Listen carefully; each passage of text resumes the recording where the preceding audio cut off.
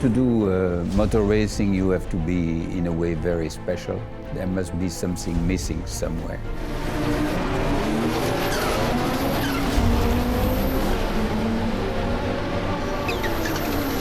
Anything that doesn't hum, there's no fun in that. Either it works or it doesn't. There's truly an attempt to surpass normal physical limitations. There's something quite amazing about that.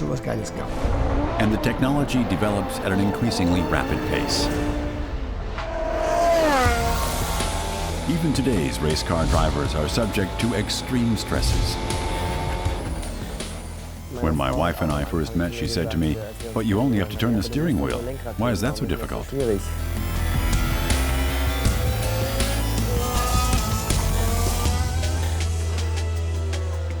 But there are enormous G-forces. The seatbelt sits so tightly that I can't breathe correctly. I'm in there so compressed I can't even open my lungs.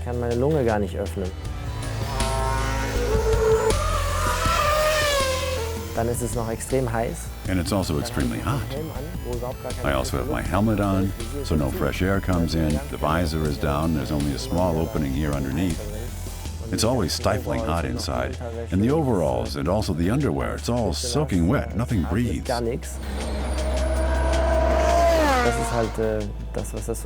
And that's what makes it so difficult. And of course also the tense body position that I have to keep inside the car. I stop breathing at every fast curve because I have to tense up so much in order to be able to drive the car at its limit. I have to dance with the car at its limit. And I can only do that if I maintain a strict position in the car. I can't just be relaxed about it. I have to really stay in position, and that makes everything very stressful. Argentina, 1955. The country has a star in its ranks, a man who will revolutionize the sport of auto racing. More than 100,000 spectators withstand the heat of almost 40 degrees Celsius to watch the race because of him. When everybody asks me who was the best driver, I say Juan Manuel Fangio. Fangio has already celebrated success in Europe. Now his being in his home country has become a national affair. Many drivers retire out of exhaustion. Not him. He's Argentinian. He is Fangio.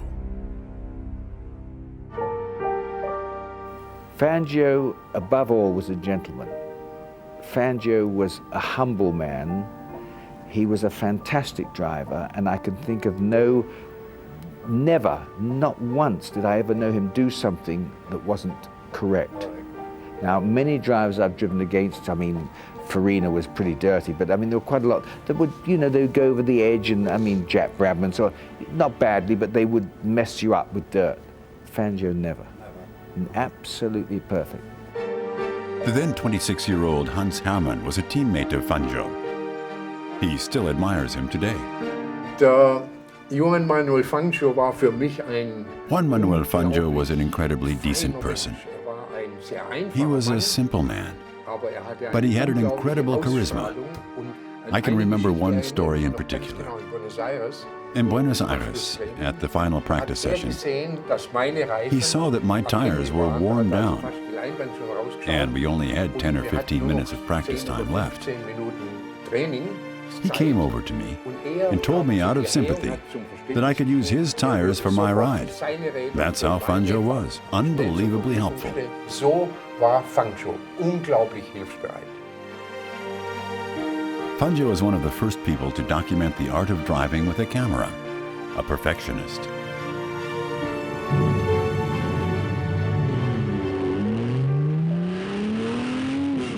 I thought Juan Manuel Fangio was the greatest driver that's ever been, even to today. I think the manner in which he went about his life, the way he drove a car, the way he looked after his engineers, the way he chose only to drive the best team with the best engineers and mechanics.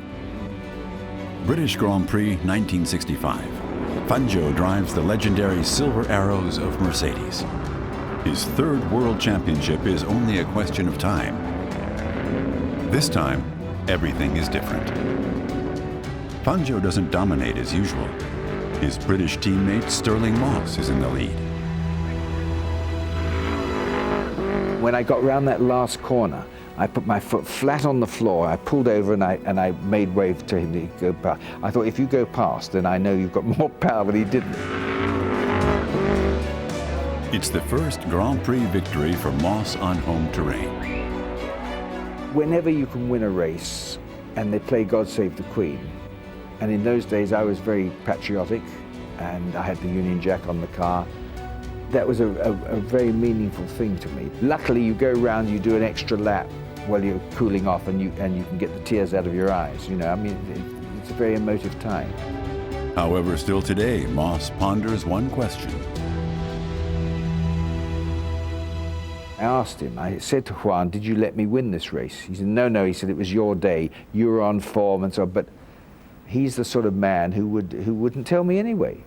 And he's the man that would know that for Mercedes, this is the British Grand Prix, I'm a British driver, why doesn't he win? I've won the other ones, so it could be. I don't know. I really don't know. It doesn't bother me because he was that great a man. Fangio is greatly respected outside of his team as well. The Argentine combines domination with modesty. Fangio knows auto racing is not a one-man sport.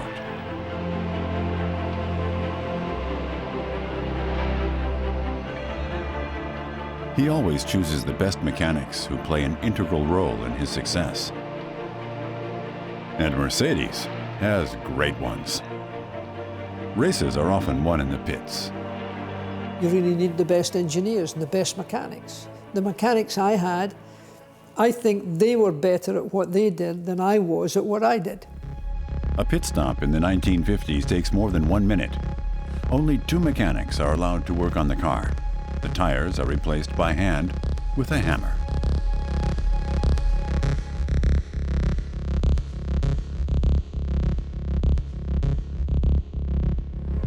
Mechanics who are part of modern racing teams, such as Red Bull, are under enormous pressure. Their work must be completed within 3 seconds. It simply is, the fastest stop is the one where you maybe gain 2 or 3 positions.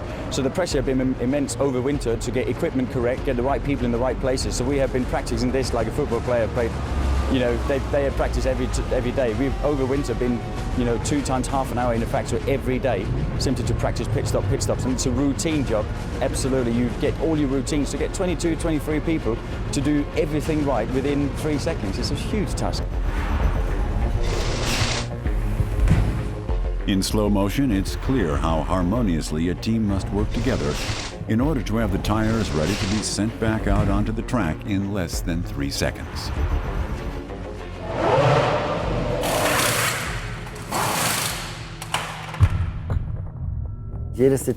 Every detail of the car is important. Each has its own purpose.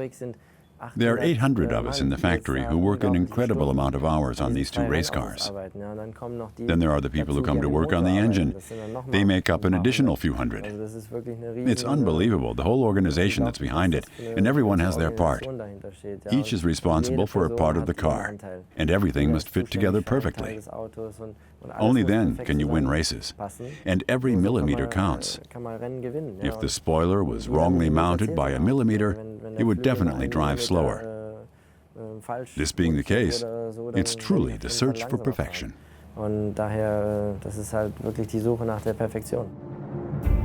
After 2 years, Mercedes pulls out of the Formula One. Fangio wins 8 of the 12 Grand Prix races during his time with the Stuttgart manufacturer.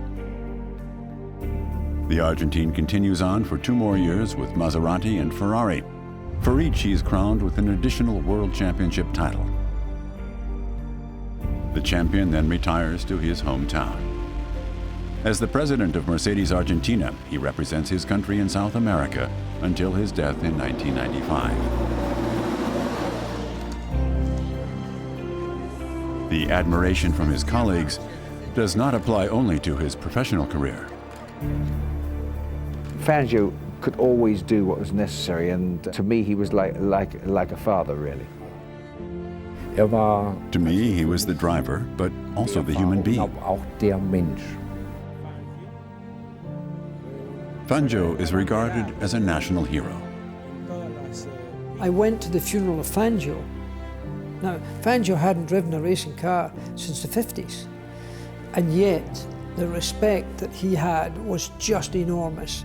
Fangio remains unforgotten, an idol as driver and as human being. But there are others in the 1970s who seek much different challenges far from their hometown.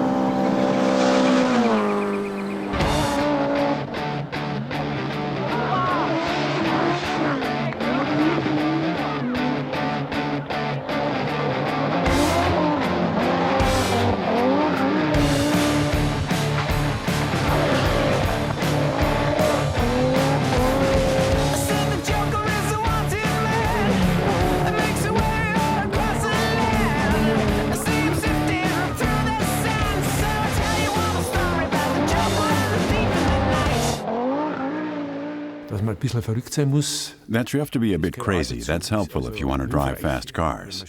But if you have to think, it won't work. If it doesn't happen intuitively, it won't work. And therefore I think for those who really have to learn it, they'll eventually hit their limit. Röhrl, perhaps the best rally driver of all time. In 1974, he celebrates his first big success with Opel, the European Championships. His driving talent is paired with strict discipline and strong determination. Racing is a sport. I think I had the advantage that I already realized at that time that conditioning and an athletic lifestyle were needed in auto racing.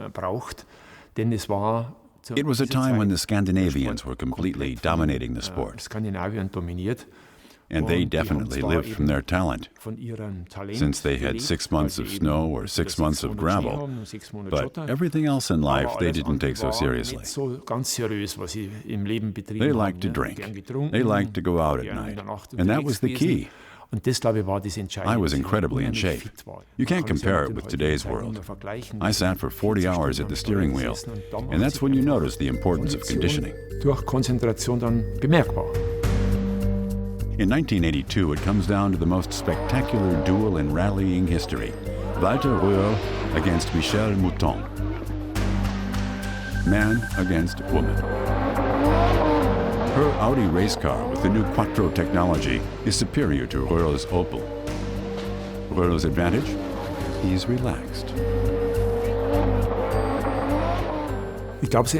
I think the difference was I didn't want to win the world championship. I once said, being a one-time world champion is already too much. Things then began to blow up with Michel over the course of the year.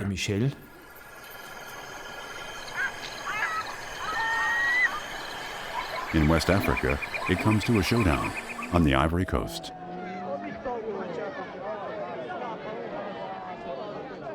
I was more or less forced into it by Opel. It's all about the World Championship now, and you have to go. After going around in circles for weeks, we came to a compromise that I would not go to the practice, that my co-driver would go alone. I said I would fly in on the start day, and I would fly back out 2 hours after the finish. I didn't want to spend one unnecessary minute in the country, as I was afraid that I would get stung by something or would eat something bad, and therefore I went relaxed. I said, okay, I don't have to win. It's not so important to me. It's important to Opel, apparently, but not so much to me. And that simply makes it, like everything else in life, when you don't put pressure on yourself, it makes it all the much easier. The climatic conditions are an extreme stress to man and to material. The mud and the heat are a great discomfort to the driver and the cars.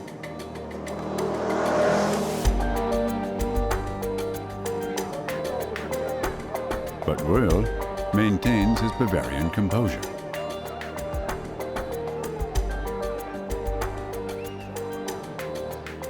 An hour after the start, my car broke down with rear-end damage. The journalists all came to me and were waiting for me to rage, but I said, eventually we'll continue on. There's 5,000 kilometers. It's a long way. It can still work out. And in that relaxed manner is how we dealt with the issue. Röhrl's decision is spot on.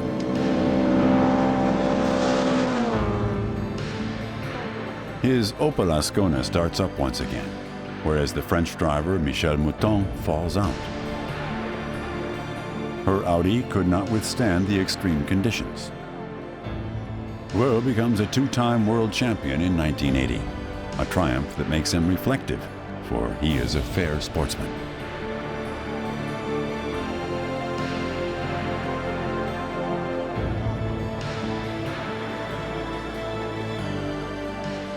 When I look back on it today, I feel bad. It would have been much nicer if Michelle had won. It would have been a unique moment in history. For me, it was nothing. That's the unjust thing about it. She suffered, whereas becoming world champion again meant more or less nothing to me. For me, there was only one thing in life, Monte Carlo. Nothing else mattered. Rally racing during these times.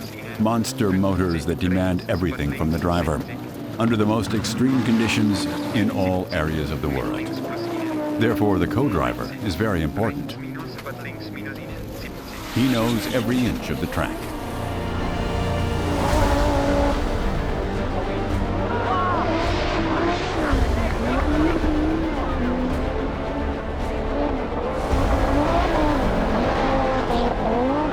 Röhrl manages to achieve something quite incredible. He wins the World Championship 4 times, each time with a different car. A daredevil with a lot of heart.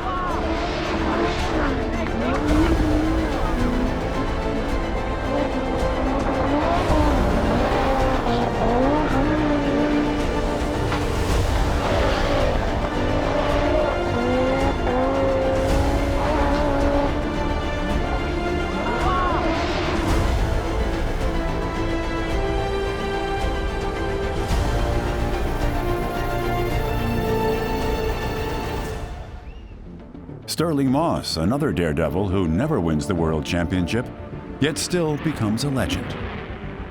With one single victory. The Brit has his largest success in the 1950s with Mercedes. He's a teammate of Fangio, but always stands in the Argentine's shadow.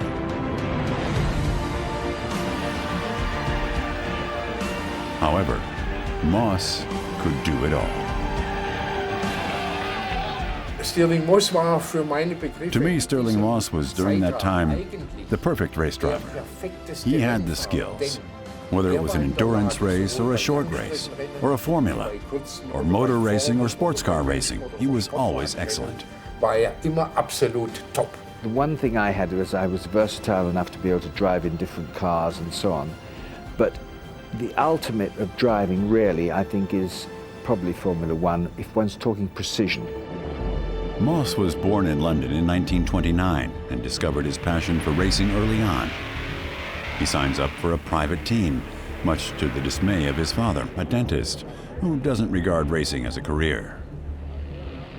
Moss feels comfortable behind every wheel and doesn't care how long the race is. He therefore takes part in the 24-hour race in Le Mans in 1952 and takes an early lead.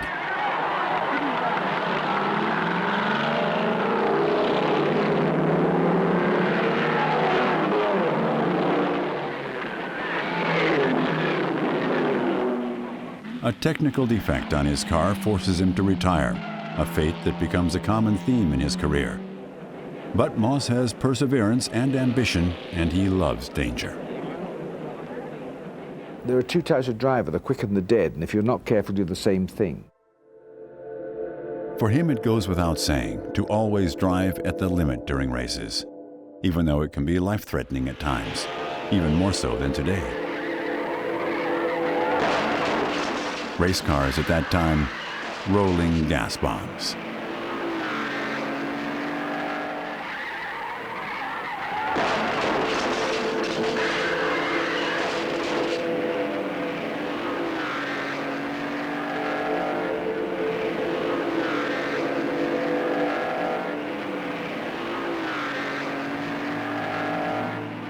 Wir saßen in Rennboliden voll. We sat in the race car, full of gas, no seatbelts on, like how I'm sitting here.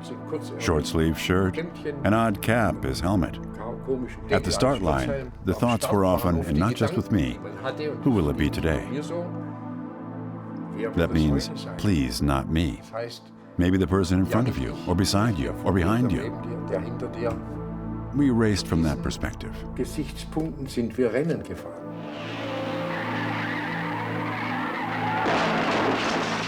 Even more astonishing, the mindset of Moss. For him, the possibility of death is the draw of the sport.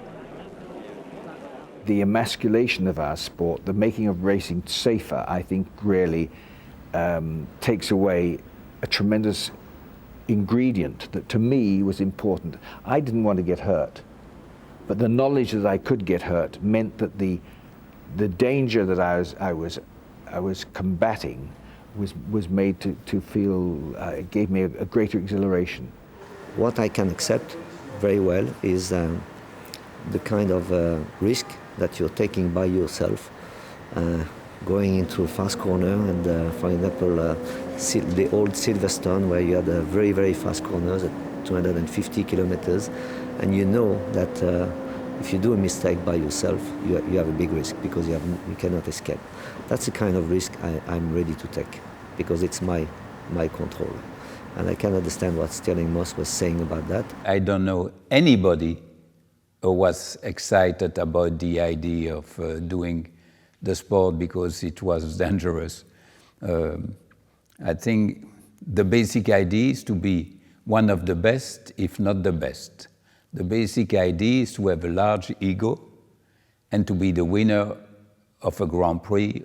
The pleasure comes from the fact that you have been the best.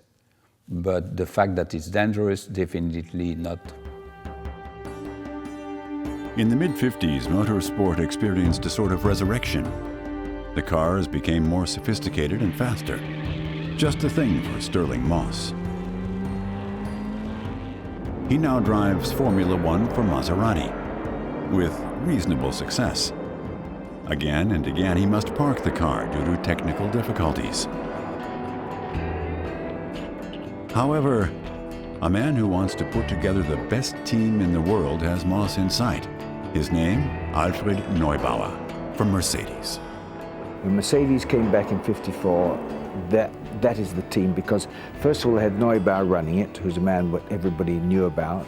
They had a great car and Fangio. Those are the three things that were so important to me, because I have a passion for driving, and to drive with a team where they give you the car and the freedom to drive as hard as you can, to me was what I love, because I'm a racer, I'm not just a driver, and I love to race. And sure enough, the Silver Arrows race everything into the ground.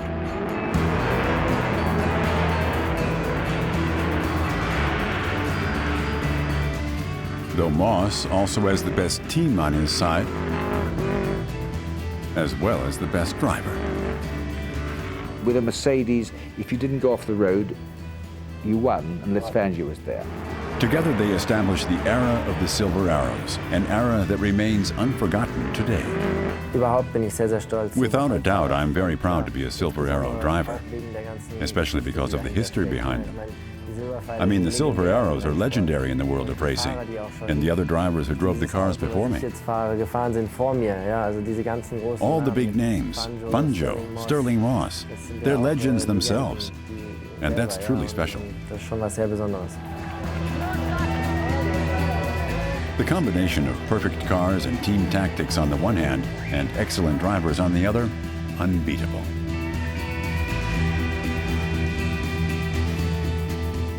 Moss und ich, wir waren gleich. Moss and I were alike. We were young, boisterous boys, and we were a really good team. We got along well, and that, thank God, is how Stirling Moss and I still are today. Und das ist Gott sei Dank mit Stirling Moss, der ja auch noch da ist, bis heute so.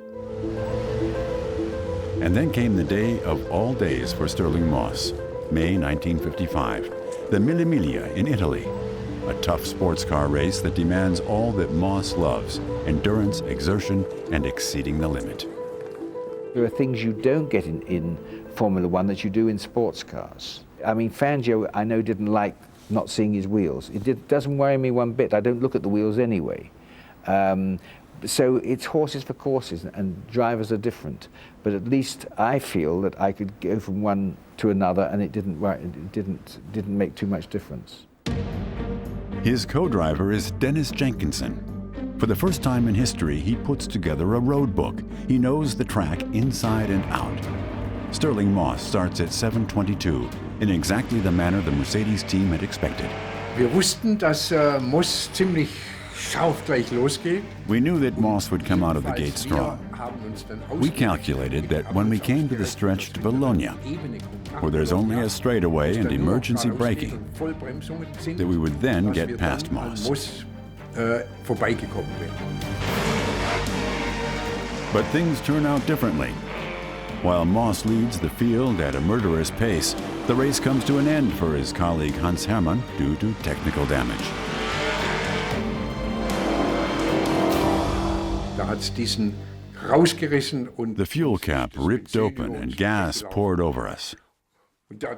At first it was pleasant, it was cool. Thank God something was cooling us off. But my co-driver was thinking way ahead.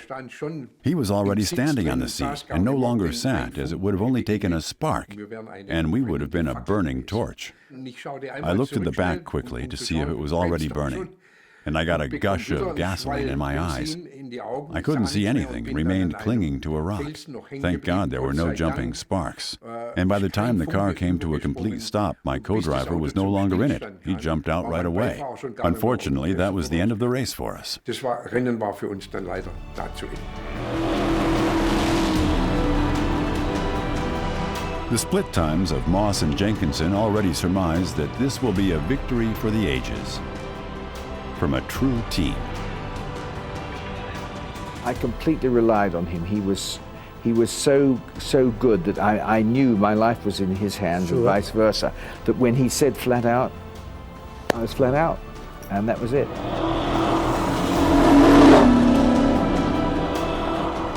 When Moss is the first to cross the finish line, the audience can hardly believe what they're seeing.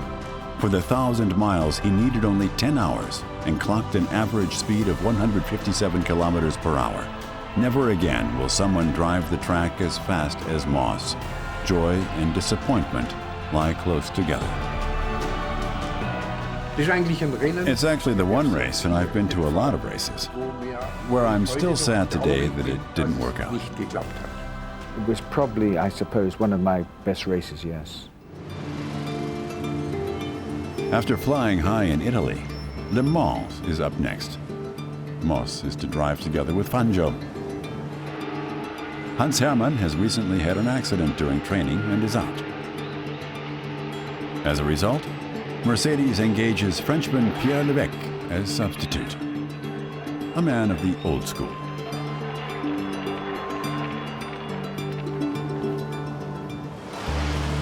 Le Mans is extreme. The spectators, roughly 100,000, stand close to the track. Safety margins? None. Moss and Fangio are quick to take the lead. It could be their race. The main competitor is Jaguar. The British team want to prevent a German victory at all cost, being only 10 years since World War II. The team from the island admits this later on. It comes down to a duel between the two racing teams. It's 6:26 p.m. on July 11, 1955. Levesque races off into the crowd of spectators.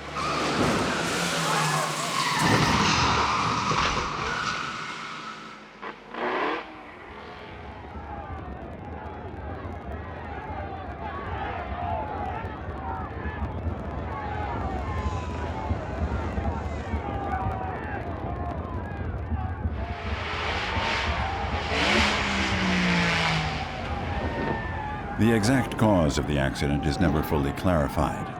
Whether a Jaguar driver is at fault, speculation remains.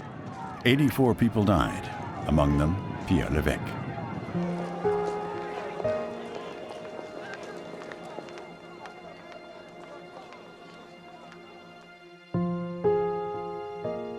Whether Levesque could have prevented the accident, Stirling Moss weighs in. I think it's one of those things that one can't say because it depends on the driver. I remember seeing Fangio at Monaco when there was a big accident. He gets through it, and he's done that many times.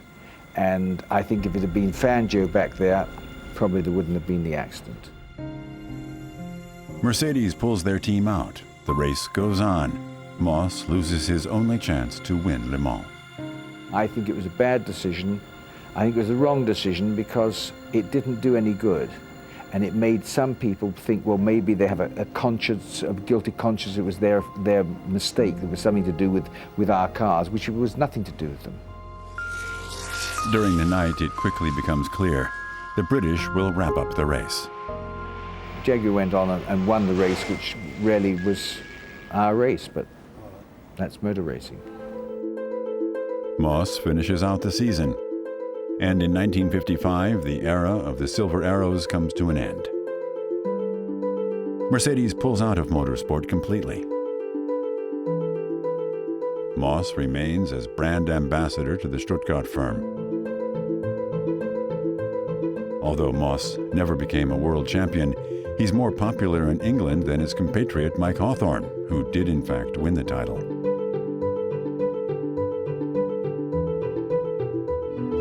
Due to his crazy driving practices, Moss gave away many victories.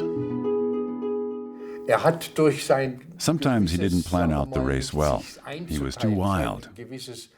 Still in the last lap, he wanted to drive the fastest lap and then would fall out. That means he would have actually won multiple world championships. The most important race I ever did in my life was the one today. Because today I can be killed, today I can win. Last week's gone, next week hasn't arrived. So today's what matters. And the world, of course I'd like to be world champion. I must admit, when I lost the world championship, the first time I was very, very disappointed because I felt I was better than the guy who won it. And the second time I was disappointed, and probably the third. But when I look back, I don't mind. To me, and I console myself with the fact there's an exclusivity for being somebody who never did win it, but some people think I should have done. That's wonderful. I'm not a year. You can't sort of say, well, was it 59 or 57 or 50 or 60? I'm not a year. So that's my philosophical way, or my easygoing way of getting over it. In 1962, Moss has to end his career. He severely injures himself in an accident. Racing is no longer an option. He lies in a coma for a month. In 2000, he's exalted to peerage by Prince Charles. He is now Sir Stirling Moss. I now often think back to when my father was saying, look, you can't make money at motor racing, and I often like to think back, well, you know, Dad, he'd be quite proud, I think, because now I managed to sell my time. I make my business by selling my time, and I'm not even driving, really. I race when I can, but it's been a wonderful life. I can think of no other life that I, as a person, could have gone into that would have given me the exhilaration and the love and the passion of what I was doing. There were heartbreaks, yes, sure, of course there are. I mean, a lot of my friends, unfortunately, died. There were times when I got hurt, but overall, my thought and my feeling of it is one of I can't think of a better life. Hans Hermann continues racing. Commissioned by various manufacturers, he wants to achieve another great victory. Absolutely nothing should stand in his way. He survives this accident on the Avus virtually unharmed.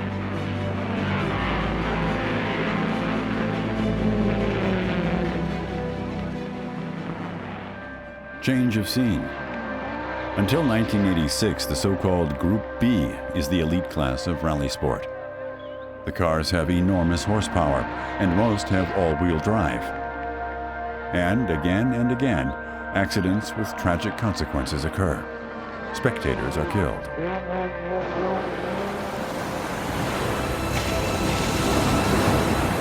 In international rallying, it's not just about car driving. It's a marketing campaign on almost every continent. The race cars are deliberately exposed to the greatest of difficulties. No extreme is too big in order to prove that you build the best cars. For the drivers, this means always be on the limit in the battle for seconds, and in most cases, a lack of safety precautions.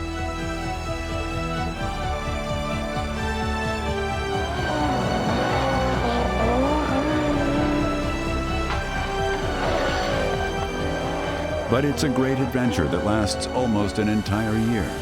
Between gravel, mud, and snow, they experience the most beautiful places on our planet.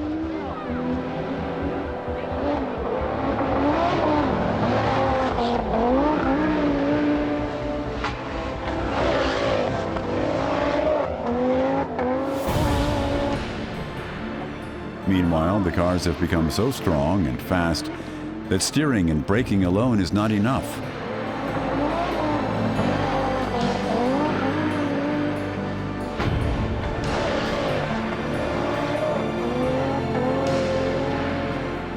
Walter Röhrl has a much greater knowledge. He has a photographic memory. If you want to drive with 535 horsepower and your co-driver doesn't know exactly what's ahead, forget it. And that was a great advantage.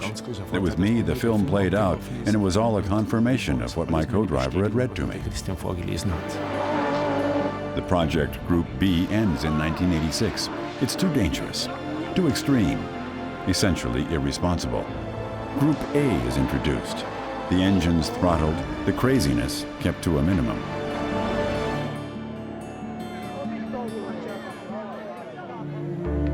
Pikes Peak in Colorado, 1987. An extreme mountain race. Just the right thing for Walter Röhrl. When I got there for the first time, I started up slowly. My wife was stupidly still around at the time and was always telling me how dangerous it was, and at some point I believed her. I thought, you better know what you're doing, because if you drive just a little into the ditch, you're 500 meters deeper. That doesn't need to happen. But on the day of the competition at the starting line, all of that is forgotten. I was certain that I wouldn't make any mistakes, and I didn't think about it at all while.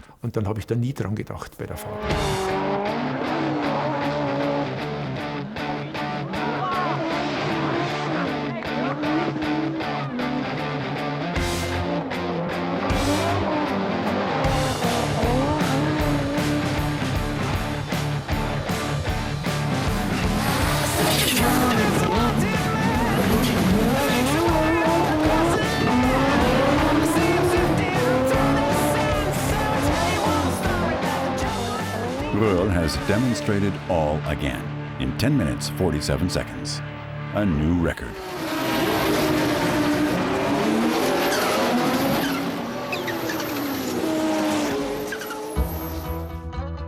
In 1988, the Audi team returns to the USA. After his rally time, Walter is to present Audi to the Americans, together with his colleague Hans-Joachim Stuck. The goal was to make the brand Audi known in the USA, above all to show that with a 5-cylinder engine you can also beat the large V8 and V10 race cars. And to be able to do that in conjunction with a 4-wheel drive system in a relatively low displacement engine, that was our job, to show people what the Audi Quattro was all about. Believe me, after 2 years, they learned. The Audi team takes 8 victories in their first season. Commandingly, the Bavarian car maker wins the Manufacturers' Championship.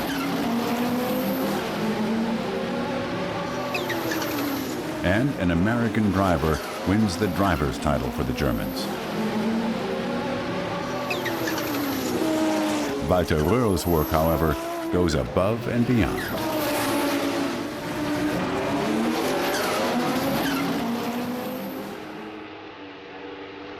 Walter was of course very important to Audi, as he helped develop the entire Quattro technology. And finally, it made no difference if we were driving on gravel or asphalt. Walter also helped develop the Trans Am with the ISMA 90, for which he did most of the work, since he was unbelievably knowledgeable with all the transmission ratios. What percentage in front, how much in back, which damper, which springs, and I also learned a lot from Walter. That was already the time, thank God, when there were so-called telemetry recordings from which I could see how he braked. He braked from the left to maintain the car's balance. From that I learned so much from Walter, and that's how I was able to adapt the car so quickly. He was of huge importance to our team.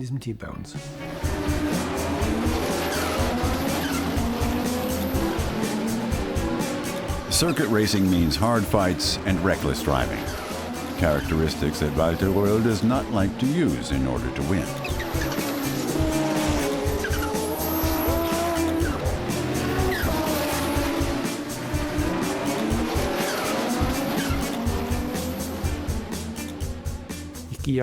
I also don't like to go first. When two people want to go through a door, I let the other person pass.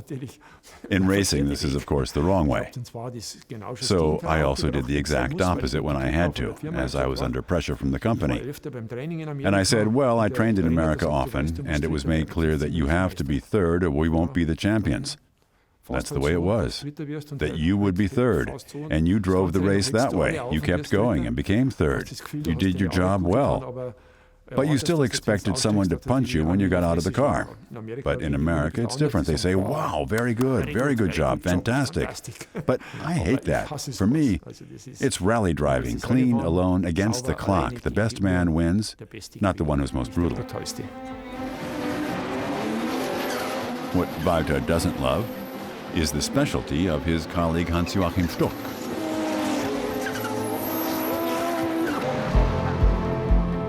He prefers the hard driving style and also has success with it in the Formula One. Other drivers, like the Belgian Jackie Ickx, are more contemplative due to the dangers.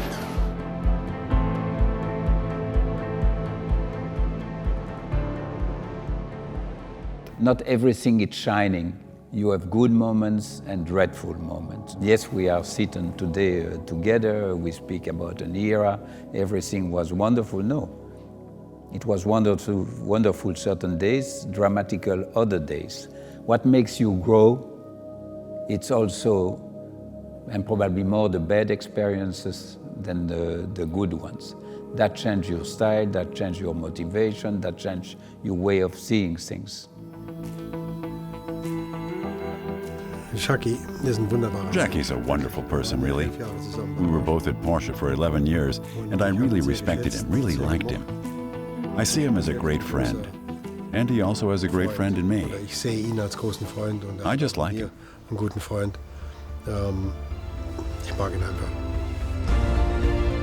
Jackie Ickx, one of the best all-round drivers of all time.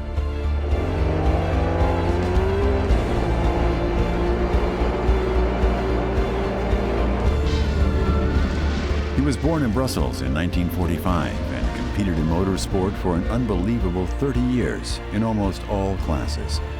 6 times he won the 24-hour Le Mans race, and therefore became known as Monsieur Le Mans.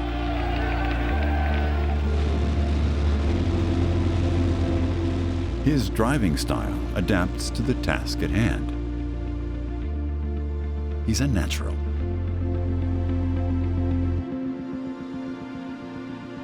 And Jackie Ickx is a winning driver, by no means to be taken for granted.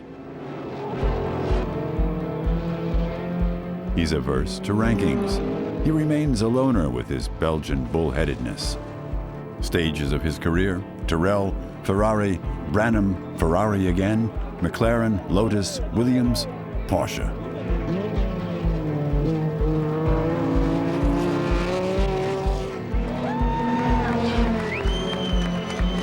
He doesn't collect revenue and has a very interesting way of seeing things.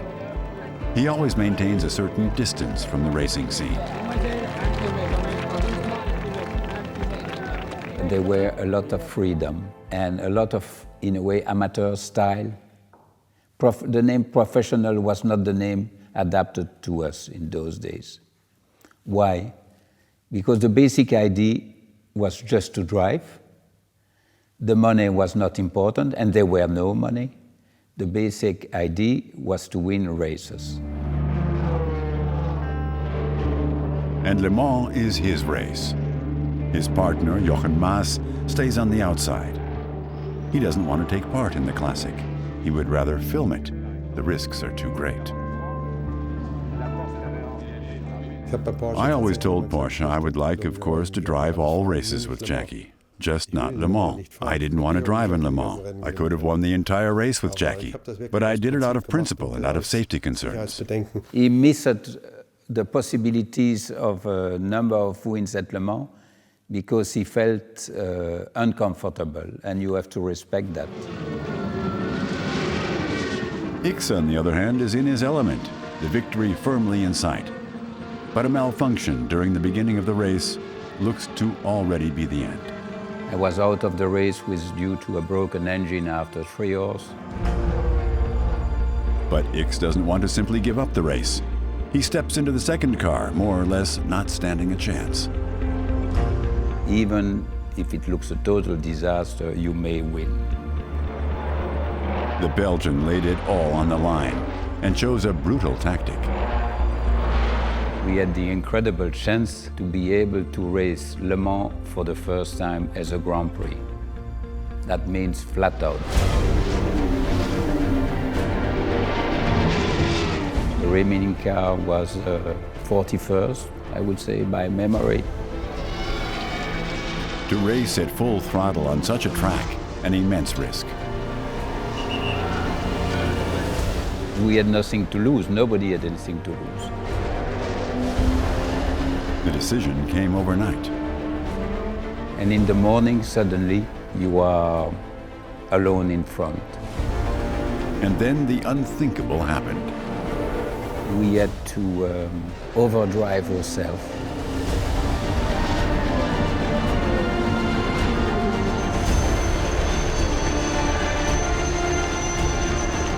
Jackie Ickx wins Le Mans.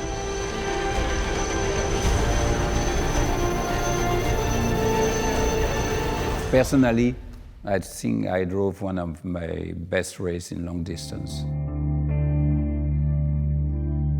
Jochen Mass stands by his doubts, once again to take the risk, the incalculable.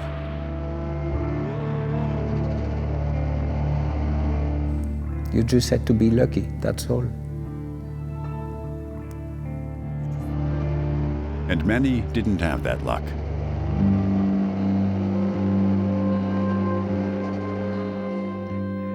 Jochen Mass was among those who weren't willing to put too much on the line, and for good reason. And it happened at every race. At every race, a driver was killed. I looked around on Friday at the briefing and I thought, who is it this time? Hopefully not me. His career is almost at an end. And then there is the other side to racing that Mass and his friends love so much. To be the center of attention, to be idolized, to give all that up.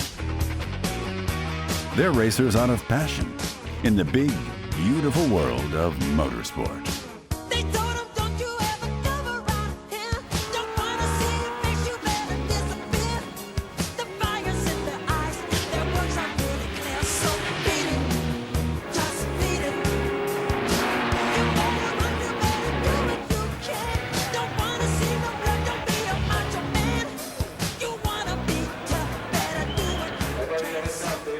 You are what you are is because you are surrounded by those incredible people who are passionate by motor racing.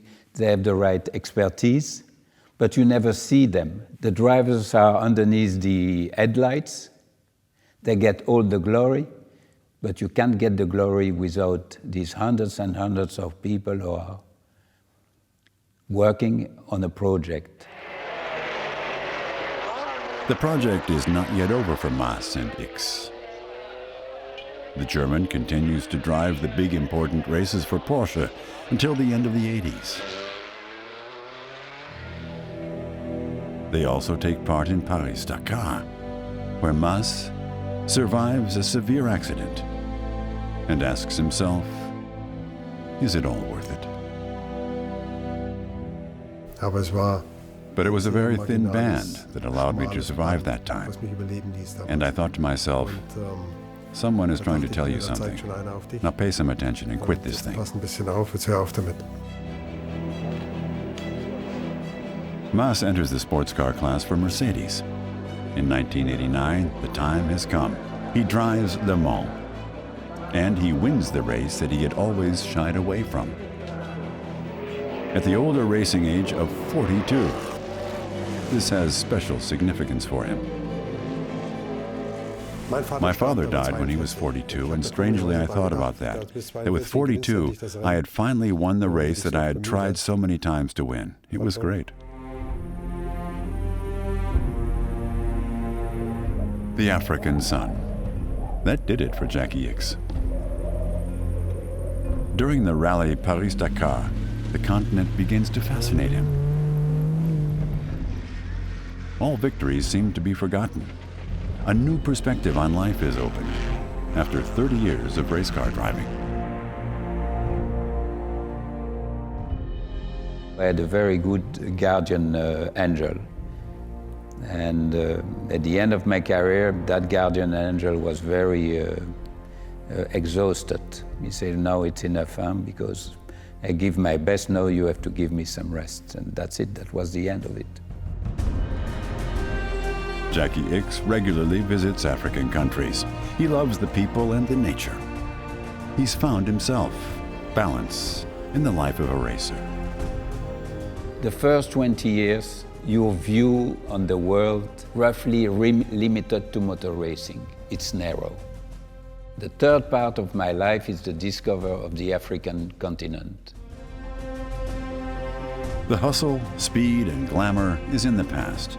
What matters now, to get away.